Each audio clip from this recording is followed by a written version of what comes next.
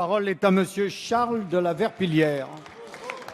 Merci, Monsieur le Président. Monsieur le Premier ministre, avec le Président de la République, vous répétez sans cesse « les réformes vont continuer jusqu'en 2017 ». Tous ceux qui comprennent le hollandais traduisent le discours présidentiel. Ne faisons rien, ne risquons pas de fâcher les syndicats, les fonctionnaires, les frondeurs, les écologistes, les intermittents du spectacle ou les ratons laveurs.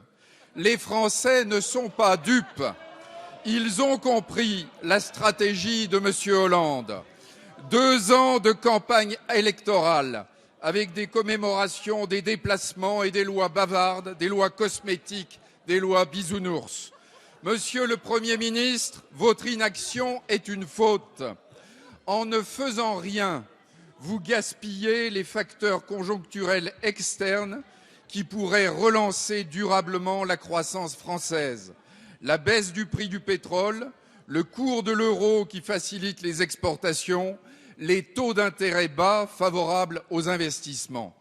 Monsieur le Premier ministre, la croissance de 0,6% au premier trimestre est une bonne chose, mais ne doit pas servir d'alibi à votre immobilisme. Ce sera un feu de paille si aucune réforme structurelle n'est entreprise sur la durée du travail, les seuils sociaux qui découragent l'embauche, la pression fiscale qui fait fuir les capitaux, les dépenses publiques les plus élevées en Europe et enfin un déficit qui s'est accru de 10 milliards d'euros selon le rapport de la Cour des comptes, très sévère, publié ce matin et dont M. Macron a oublié de parler à l'instant. Monsieur le Premier ministre, en l'absence de réformes structurelles, notre économie ne repartira pas durablement et le chômage ne baissera pas. Les Français attendent. Et vous, qu'attendez-vous?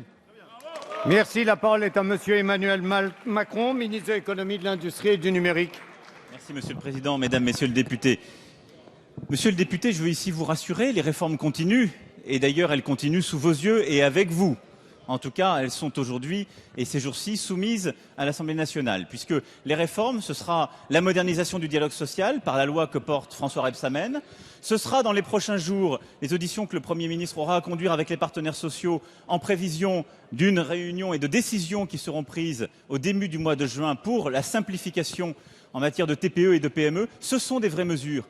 Mais, monsieur le député, on ne réforme pas une économie sans prendre en compte, en effet, les différents intérêts des gens, comme vous dites. Parce que oui, on réforme une économie en écoutant les syndicats, en croyant au dialogue social, en réformant dans la concertation et, comme vous le voyez, en continuant à avancer avec les uns et les autres, parce que ces réformes qui vous sont proposées, à travers les différentes lois qui forment l'agenda gouvernemental, ce sont autant de réformes que vous n'avez pas fait. Pardon de vous le dire, parce que parfois vous avez beaucoup déclaré, de manière souvent simple, et souvent vous avez voulu faire dans la brutalité, puis vous vous êtes arrêté. Eh bien, la réforme qui construit en effet progressivement le consensus social, le dialogue social, mais qui avance de manière résolue, c'est la marque de ce gouvernement et de celui qui l'a précédé.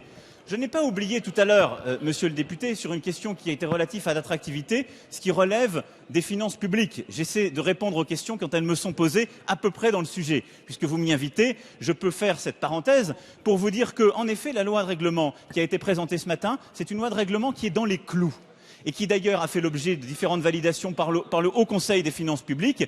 Et nous ne pouvons que nous féliciter que l'exécution en 2014 des comptes ait été en ligne et même un peu meilleur, comme vous le savez, avec ce qui était prévu. Et donc oui, l'agenda de réforme continue et il continuera jusqu'au dernier quart d'heure. Et je ne pense pas qu'il faille troubler les Français avec votre obsession des campagnes présidentielles. C'est votre problème, ça n'est pas celui du gouvernement. Merci, Monsieur Macron.